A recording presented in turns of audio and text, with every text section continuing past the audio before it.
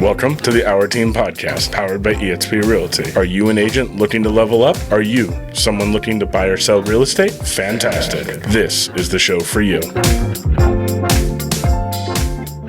Welcome to the Our Team Podcast. I'm Brian Auer, and I'm sorry, who are you? Lorianne Auer. There's 2 hours on this podcast. Once again, 2 hours. 2 hours. Let's just let everyone know before we start, this is not going to be 2 hours. No.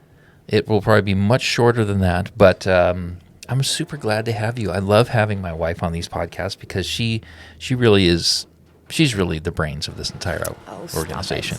And so I love having you here. Thank you, honey. Yeah. Be sure to talk right. I know you're a little shy on these things, but get right on that mic. I don't like it. I know you don't, but you've got to do this. Okay. So something triggered me the other day in a good way. Good. It was a good trigger. We had met with a buyer that was really complimentary. Remember what he said? He said, I talked to a bunch of real estate agents in the last several months, but when I talked to you, Lori, you asked me so many questions that I knew I was working with the right agent. It was all about you asking the right questions, because sometimes buyers don't really know what they want, right? They think they do, but then you start asking them questions and you open up this Pandora's box of, wow, I never thought about that stuff. You got to dive in deep. You really need to know what you're searching for, and they need to know what they're looking for. Yep. And they come in with one thought, one mindset, one direction, and then they're really off track. That's right. Yeah. So you had asked him, I actually heard you asking these questions too, because when this call came in, I remember the whole thing. And so I remember you connecting with him, talking to him, asking him all these different questions. And I remember thinking, wow, she's really going like really deep with this guy. I was actually sitting right here, and you were in the office right on the other side of this door. So I heard the whole thing. Okay. And it was impressive. You asked a lot of really good questions, babe. You do that so naturally. Do you use a script when you're talking to somebody about that, or do you have like a list that's just permanently burnt into the back of your eyelids? Like how do you? It depends on if the buyer's really going to engage with you with the questions that you're asking. Yeah, so right off the bat, I just said hello and introduced myself, and I said, I understand you're looking to make a move, right? And obviously they said yes. What's making you make this move? You looking to move up? You looking to move down? And I asked him where he currently lived, and he said he lived in Wildomar, and he wants Marietta. And I said, okay, are we looking for how many bedrooms, bathrooms, square footage? And he told me, and I said, are you looking just for single story? And he said, no, as long as a bed and bath downstairs, right, and a full shower. And I said, who's making this move with you? And he said, his family. That's a good question. Yeah, who's making this move with you? And he said, his mother and his brother. And I said, are there anything specifically you need in this house to accommodate your family? And he needs a bedroom and bathroom downstairs. Ultimately, he needs 2 bedrooms downstairs and bathrooms if that's hard to find. And I asked him his price point. And kind of hard at $800,000 to find what he's looking for. Yeah, it is, especially right now. Right. And I said, do you have any kids? And he said yes. And I asked their ages. And I said, are schools important to you? And he said, well, they go to Calvary. And then I said, well, schools are still important to you because of resale.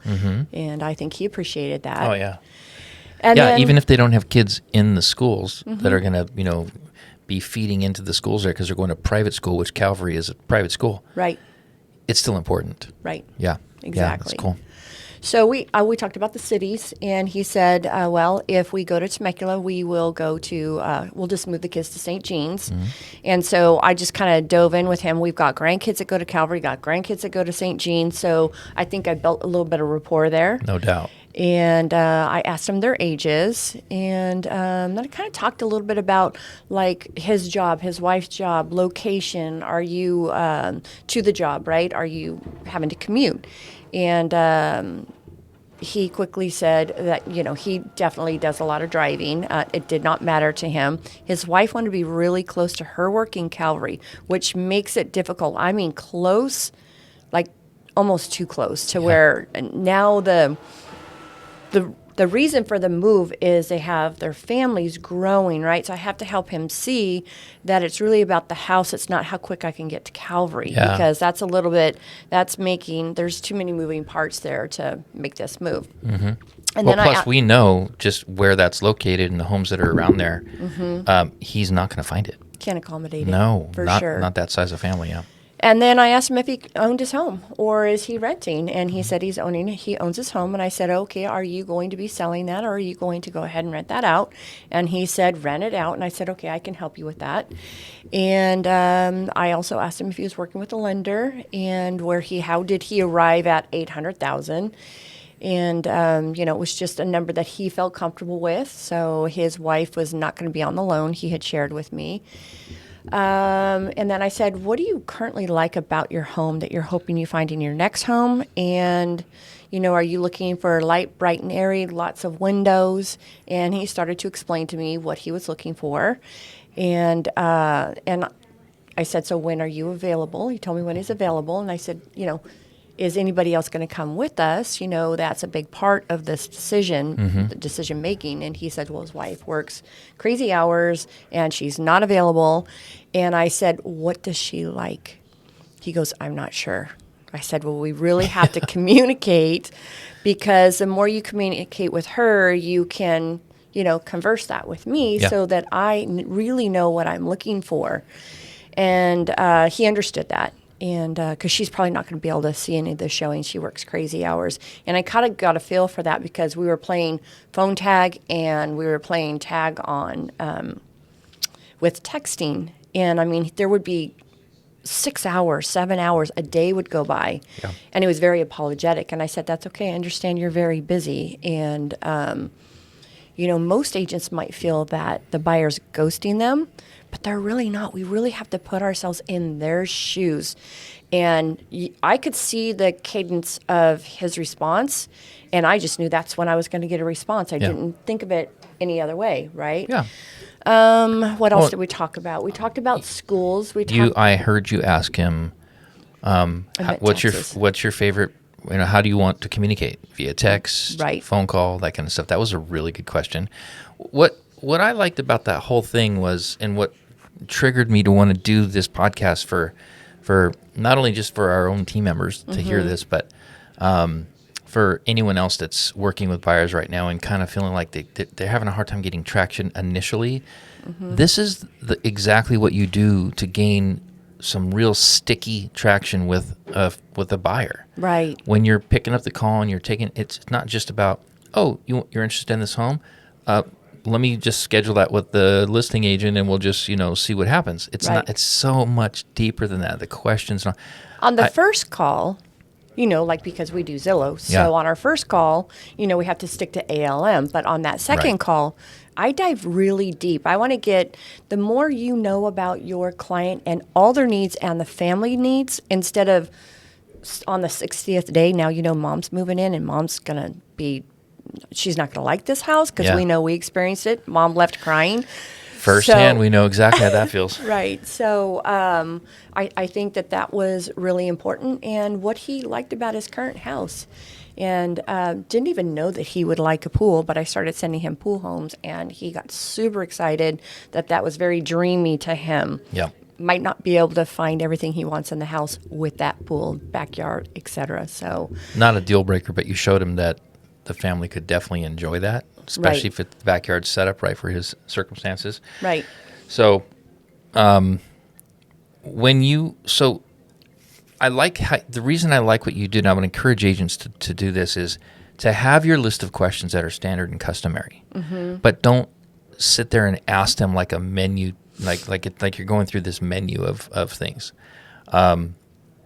It should be a very conversational thing, like you did with him. You just let the conversation go, but you still covered, like the 15 general questions that you should ask a buyer. And I repeated them back to him. you know, and I thought that, and I got a really good idea, and I kind of shared with him. I set him up on property alerts, but I was going to see them first, which is we've talked with the team that's concierge, Yep. and I would not be sending them to him without my eyes looking at it first.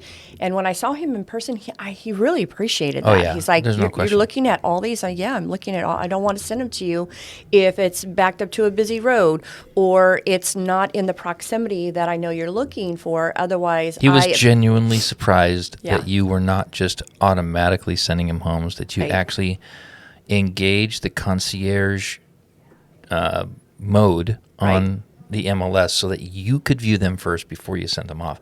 That stunned him. I mean, he was like, "Wow, you're really, you know." But I think people are craving that kind of customer service right now because it's sort of it got away from us. You know, Right. and so when you give a buyer or a seller super good customer service as an agent, yeah. you are going to win their hearts over because they're craving it. They're lacking it because ever since COVID, if I can just be honest, it's gone. Right. You know, a lot of restaurants and shopping malls and all kinds of stuff. The customer service is in the tank. Right.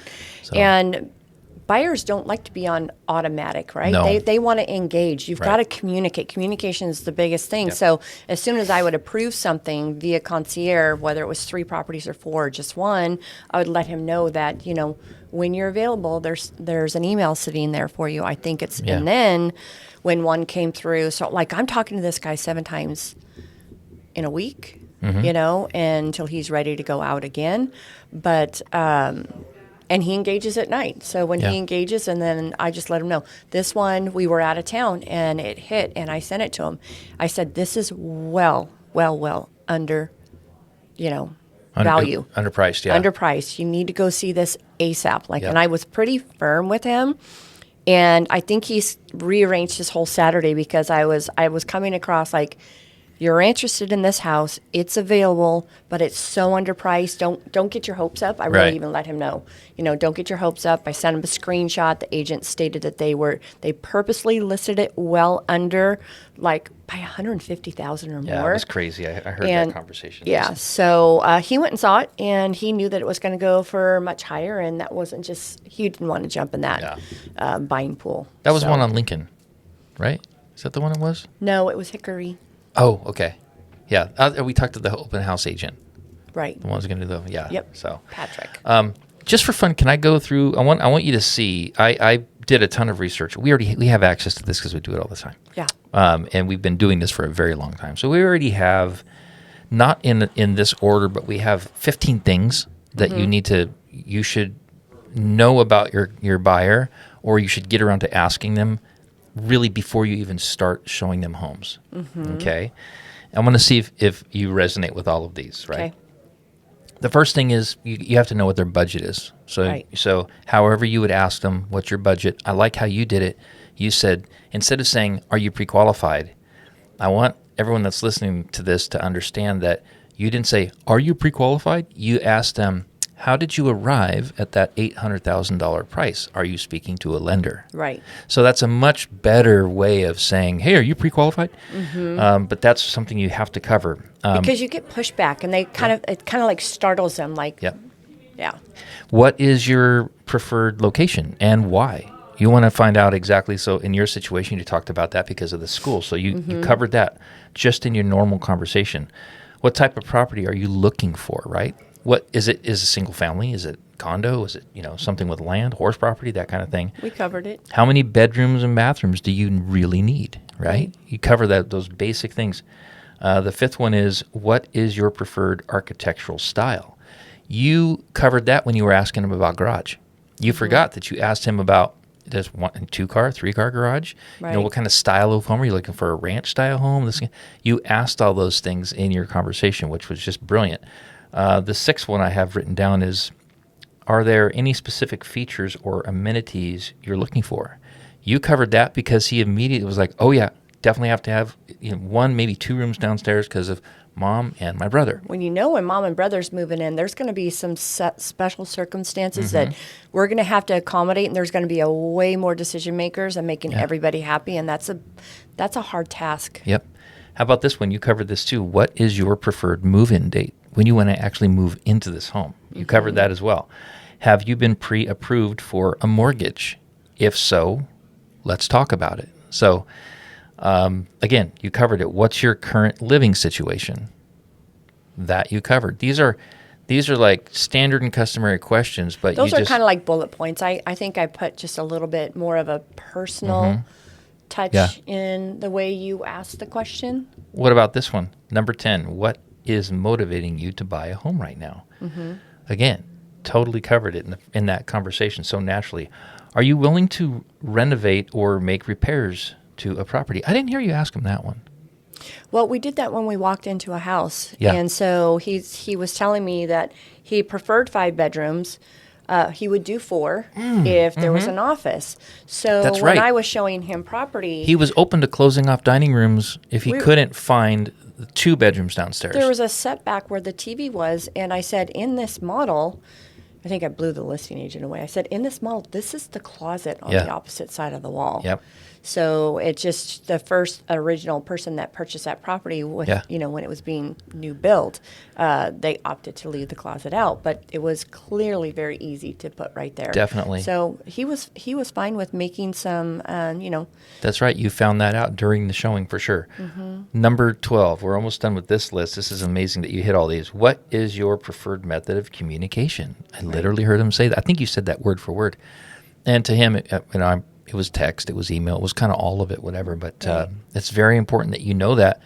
That goes back to sort of like the whole love language thing that we talk about a lot on our team. When you're working with a buyer, you need to figure out what makes them tick and communicate with them that way. Number 13, how frequently do you want to receive updates?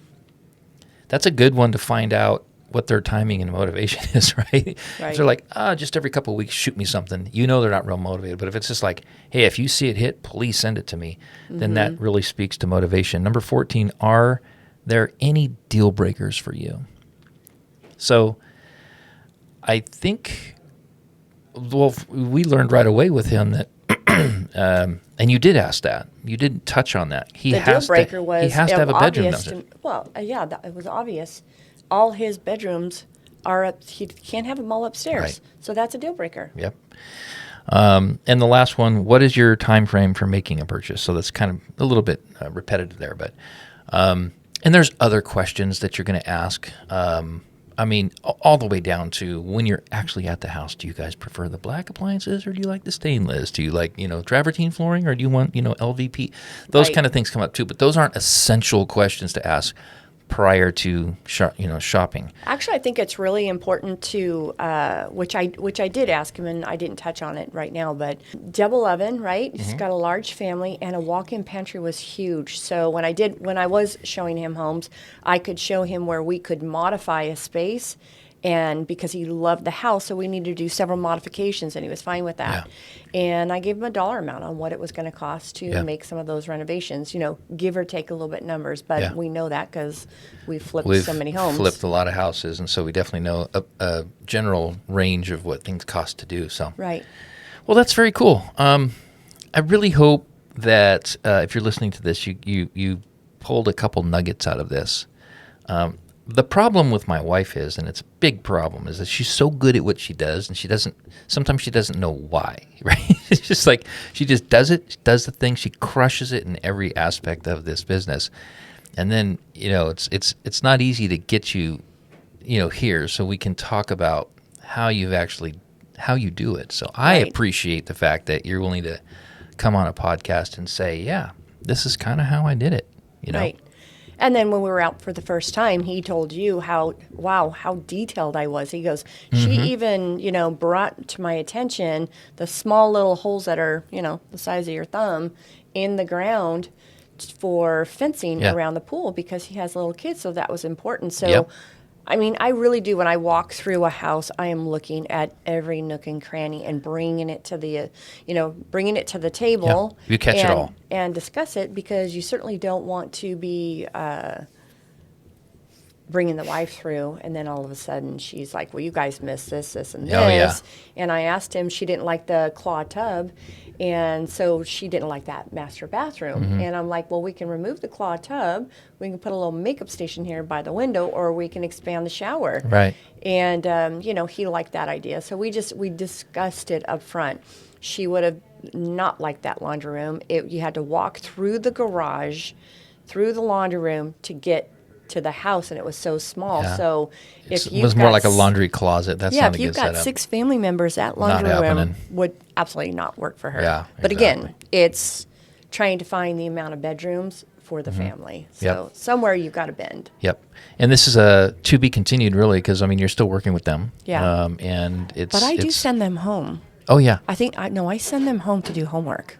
Yeah. Let's know? talk about that real quick. What kind of homework are you giving them? That could be some good insight for Yeah, those listening. so after I've taken them out and they give me all their wants and needs, Mm-hmm. and we're just not finding it right, we're up against the wall. I send them home and I ask them to reevaluate their wants and needs together, husband and wife, sit down, talk about it. What items can you remove? Because I can't find you RV parking, 5-bedroom, 3,800 square feet with a pool and a view, right? So what now are you going to kind of eliminate Right. and bring them back to their why? The why is we've got to bring mom in and the brother in, and he has Down syndrome. So that's more of the why than all the other bells and whistles. So Yeah. some of those things might be later. He's young, right? Yeah. Down the road, he can have those things. But right now, that was just too big of his wants were way too Too much of a larger gap than what his between needs were. Reality and kind of what you're looking for. So. Right. Well, that's very cool. As always, I'm very proud of you. Thank you. Yes, you're amazing. Thank you for joining us on pretty much your own podcast. This is the Our Team podcast. You are the Our Team. So, you guys, if you want to get a hold of Lorianne for anything, her link is in the description. We're really easy to find. You can Google the Our Team and reach out to us. If you have any questions for this, or you just want to get some free content, we can send you all kinds of stuff via email, via our Google Docs, you name it. We love helping, giving back to the community of agents. So thank you There you for go. being here. Bye.